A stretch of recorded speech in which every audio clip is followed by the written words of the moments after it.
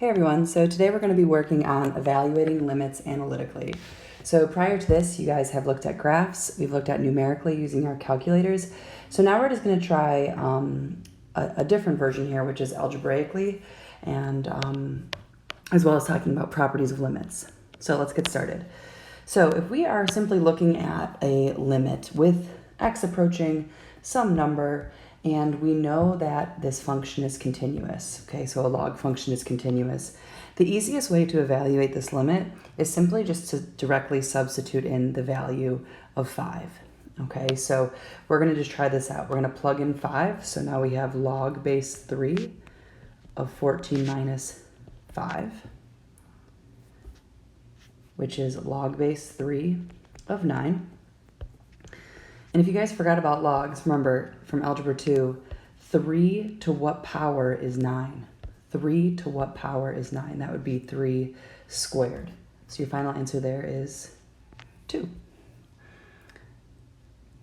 Okay, so let's try another one. Again, if you're given that number, our very first thought is let's try just plugging it in and seeing what's happening. Okay, so as y approaches negative 5, y squared plus 2 to the 2/3. Let's try plugging it in here. We've got negative 5 squared plus 2 to the 2/3. This would give me positive 25 plus 2 to the 2/3. So 27 to the 2/3. Okay, another Algebra 2 concept. The cube root, this is the root part. You don't have to rewrite it, but this is what it is. The cube root of 27, and then whatever's on top is the power. So the cube root of 27 is 3, squared is 9.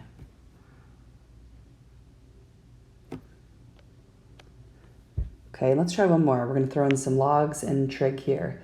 So as alpha approaches pi over 2, let's do the natural log of tangent of alpha over 2. So there's a lot going on here. But again, we see that this is a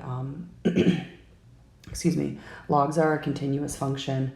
And if we have a continuous function and we know that going into it, we don't really need to do this whole left and right hand limit. And so what I want you to picture is if, for example, a function looked like this, we were talking about what happens as we approach this value a, coming from the left, coming from the right. It's just going to be that function value at a. So I just want to remind you guys, that's kind of why we're not doing that left and right hand situation right now, because we're dealing with a continuous function of log and y squared to the 2/3 and another log so far. So let's take a look here. We're going to try plugging this in. Natural log of the tangent of pi over 2 over 2. Okay, pi over 2 over 2 would just be pi over 4. Okay, and then you've got some trig to remember from your unit circle. Tangent of pi over 4 is 1, so this gives us natural log of 1. I'll draw this like a 1 so you can tell it's 1 there. And then this, again, flashback to Algebra 2, the natural log of 1. Remember, natural log is really just log base e of 1. E to what power is 1? E to the 0th. And note for you guys, log of 1, no matter what the base is, whether it be natural log of 1, log base 50 of 1, common log of 1, that's equal to 0. Okay, so something definitely to remember. So what we've done so far, okay, so if we are evaluating limits, okay, the first step to try is just to do direct substitution. So try to directly put in that x value and see what we get back. All right, if that doesn't work, we're gonna have to do some algebraic manipulation, which means maybe we'll have to factor, maybe we'll have to multiply by a conjugate pair, and that's what we're gonna look at in number 4 and 5. Okay, so again, your first move should always be try to plug in the number. If we take a look at number 4, and you try to plug in that number, so for example, try to plug in 7, hopefully you see there's an issue right away, but you could still try plugging it in. So 7 squared is 49 minus 14 minus 35 over 7 minus 7. This gives us 0 over 0. Okay, I've brought up this word before, but I'll mention it again. This is called indeterminate. form 0 over 0. And if we see that, we're going to have to do something else in order to find this limit. Okay, so for example, we have a polynomial. Okay, what could we do to transform this problem? Well, what if we rewrote this as the limit as x approaches 7 of x minus 7, x plus 5, just factoring what multiplies to negative 35 and adds to negative 2, divided by x minus 7. And then we see, hey, this cancels out. This is the same as the limit as x approaches 7 of just x plus 5 over 1. Okay, and after we've manipulated this function by just simply factoring and canceling, now we know that we can just plug in. We may have to do something else, but in this case, if we plug in 7 plus 5 over 1, we don't get anything indeterminate. Specifically, we get 12, which is going to be that limit.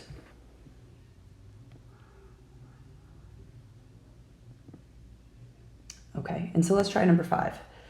So number 5, similar vibe here of if I plug in 9, I get 9 minus 9 over the square root of 9, which is 3 minus 3. We get that 0 over 0 or indeterminate form. Okay, so this one's a little bit different. You don't necessarily see factoring as the first choice here. So something to remind you of, if you guys remember rationalizing denominators with radical binomials from Algebra 2, okay, something we could do here is multiply by that conjugate pair. So multiply by the square root of b plus 3. So again, just that opposite sign in the middle. These guys are opposites. And let's see what we get here. This would give us, and I recommend actually don't multiply the top, so just leave it as separate. So b minus 9 times the square root of b plus 3. Okay, and then what happens in the denominator here? Denominator, square root of b times square root of b is b. We get plus 3 root b minus 3 root b minus 9. So we're just foiling there. Okay, this gets us to this point. Limit as b approaches 9 of b minus 9, b plus square root of b plus 3 over, these cancel, and I just get b minus 9. So now maybe you see why didn't I cancel, or excuse me, multiply the top. Well, look at that. This cancels really nicely. Now I just have, as b approaches 9, square root of b plus 3. And we get square root of 9, which is 3, plus 3, which is 6. So again, manipulating algebraically in order to get to an answer. We try to directly substitute. That number gives us something indeterminate. So this is our other way of solving, evaluating the limit, excuse me. I wanted to show you one more thing, and you might not recognize this, but some of you who are feeling pretty good about your algebra factoring skills here, just wanted to give you a little hint what could work. What if I gave you this and I said factor b minus 9? It might not be super obvious, but technically you could force this into difference of squares. For example, this would be the same as square root of b plus 3, square root of b minus 3. Because again, it's almost like you're taking the square root of both. One is plus, one is minus, divided by the square root of b minus 3. And look, that would cancel and get you to the same spot. So just wanted to give you a different option if you guys did visualize that. But if not, feel free to just multiply by, again, this is called a conjugate pair, or that opposite sign with the radical. Okay, so we're going to pause there. 6 and 7, we're going to actually finish up in class, so don't worry about those. I just want to mark down really quick some other pieces for our direction, so pause if you need to. I'm going to go back up here. So what happened? We did direct substitution. We try that. Okay, if that doesn't work, if we get 0 over 0, okay, we may need to do some algebraic manipulation. And all that means there is maybe we have to factor and cancel, maybe we have to multiply by a conjugate pair. Okay, we have to do something algebraically to get this limit to be something we can evaluate. Okay, there is actually a third scenario, which we'll talk about in class. more, but if we get a number over 0, so you guys know we can't divide by 0. This is undefined value, okay? Basically, I'm just going to put it there as we need to analyze this. We need to do some analysis, okay? Because actually what's going to happen here, if we get a number over 0, this signifies a vertical asymptote. We're going to talk more about those in the next notes video. So that's kind of the 3 situations if you're trying to plug in a value. All right, so we're going to finish up with the next page here.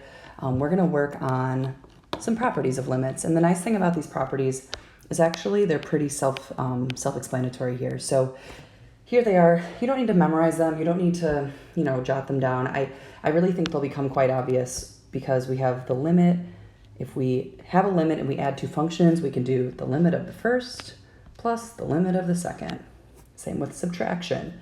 Same with if we're multiplying inside, we can move that constant to the outside. If we're multiplying 2 functions, we could split them up into the limits as a product. Same with quotient, and same with if we have a power on the outside. We also could take the limit of the power, raise the entire limit to that power. Okay, so take a look down here. You're given information. We don't know these functions, but here's what we know. The limit as x approaches 3 of f of x is -2. We have g of x is 5, and h of x is 9. So notice we're talking about as x approaches 3 for all of these. So that's relevant here. Okay, so let's try the first one out here. The limit as x approaches 3 of 8 plus f of x. So what happens, the limit as x approaches 3 of f of x is -2. So this would be 8 plus -2, okay, which is 6. Now, I want to mention to you guys, if you ever have the limit of a constant, okay, and it's above here, but if you were not aware, let's say I had the limit as x approaches 3 of 10, that would be equal to 10, right? Some constant function is just equal to itself. So that's why this part I could just automatically assume it was 8. Okay, so how about we have the limit still, notice they're all x approaches 3, right? That's the common theme for these here on purpose. And this is going to be, so 2 times g of x, that would be 2 times 5 in this case, minus f of x, so that's -2 over 3. Okay, and what do we got here? This would be 10 plus 2/3. Now, the nice thing about the AP Calculus test is that you can leave things unsimplified, such as you could leave it as 10 and 2/3. My warning to you is this would likely be a multiple choice problem. So in that case, you would want to get it into that improper fraction because that's probably what the multiple choice answer would look like. So remember, you could write 10 as 30/3. And so this would actually, 10 and 2/3 is the same as 32/3. Okay, so let's take a look at these last 2, 3 and 4. We're going to try this one in class together.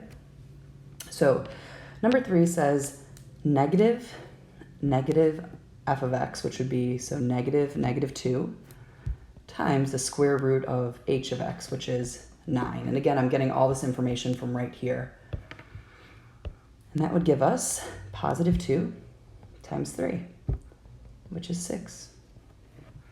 So these are pretty quick. And again, I don't think you need to go memorize those 6 rules above. It's something where probably intuitively you'll start doing this as we go here. Okay, and let's try this last one. We've got f of x squared. So that's -2 squared minus g of x minus 4 divided by h of x. This is 4 minus, so 5 minus 4 is 1/9.